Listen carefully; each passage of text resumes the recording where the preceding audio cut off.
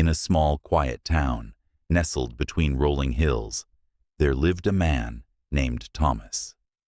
Thomas was known for his kind heart and quick wit, but he had one flaw that seemed to follow him like a shadow: procrastination.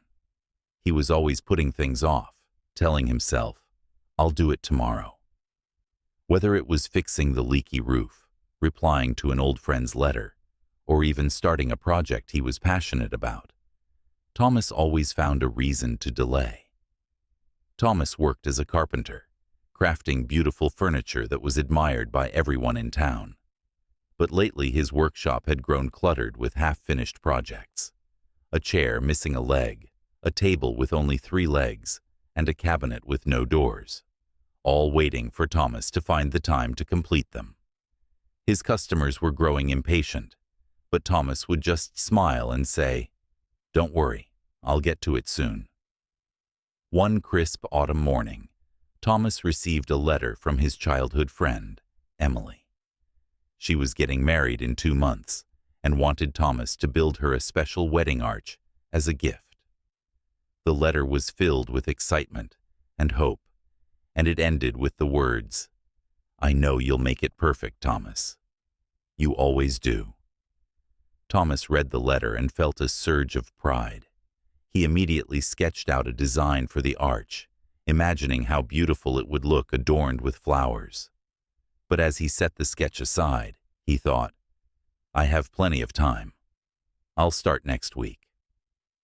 Days turned into weeks, and Thomas found himself distracted by smaller, less important tasks. He fixed a neighbor's fence, helped paint the town hall, and even spent an entire afternoon organizing his tools. But the wedding arch remained untouched. Every time he thought about starting, he told himself, "I'll do it tomorrow." One evening, as Thomas sat in his workshop staring at the unfinished projects around him, his neighbor, Mr. Harris, stopped by.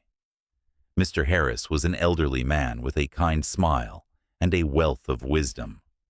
He noticed the clutter and the half-finished arch design on Thomas's desk.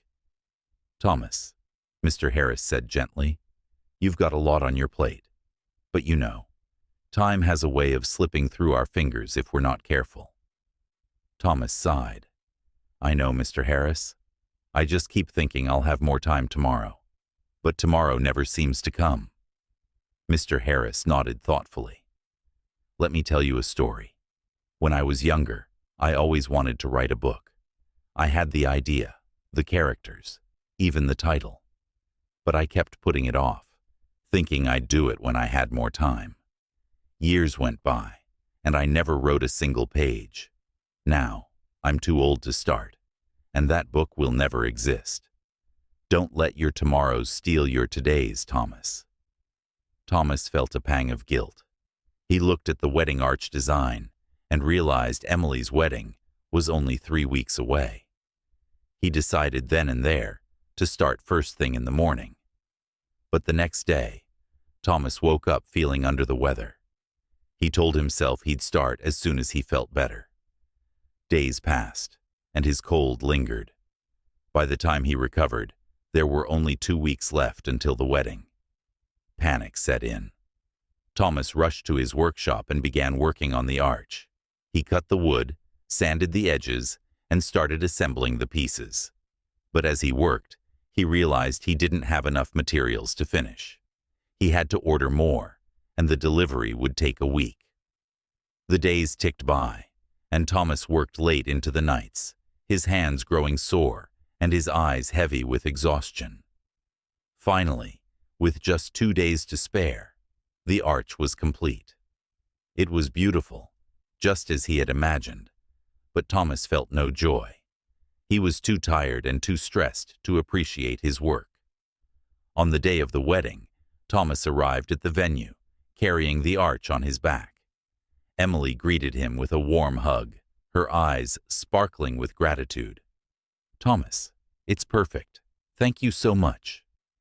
But as Thomas looked at her happy face, he couldn't help but feel a twinge of regret. If only he had started sooner, he could have enjoyed the process, instead of rushing through it. If only he hadn't wasted so much time. After the wedding, Thomas returned to his workshop and sat down, exhausted. He looked around at the clutter and the unfinished projects, and he thought about Mr. Harris's words. Don't let your tomorrows steal your todays. The next morning, Thomas woke up early. He cleaned his workshop, organized his tools, and made a list of all the projects he needed to finish. He started with the chair missing a leg, then moved on to the table and the cabinet. One by one, he completed each project, feeling a sense of accomplishment with every finished piece. Weeks turned into months, and Thomas's workshop became a place of productivity and pride. He no longer put things off, and his customers were thrilled with his timely work. But more importantly, Thomas felt a sense of peace he hadn't felt in years. One day, Mr. Harris stopped by again.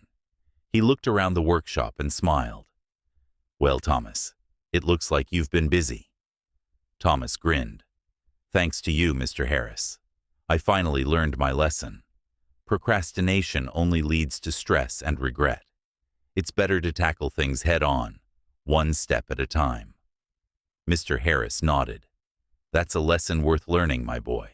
Time is precious, and once it's gone, we can never get it back. Use it wisely. From that day on, Thomas lived by those words. He no longer waited for tomorrow to do what he could today. And as he worked on each new project, he felt a sense of joy and fulfillment that came from knowing he was making the most of his time. Moral of the story: procrastination steals our time and robs us of the joy of accomplishment. By taking action today, we can avoid stress, regret, and missed opportunities.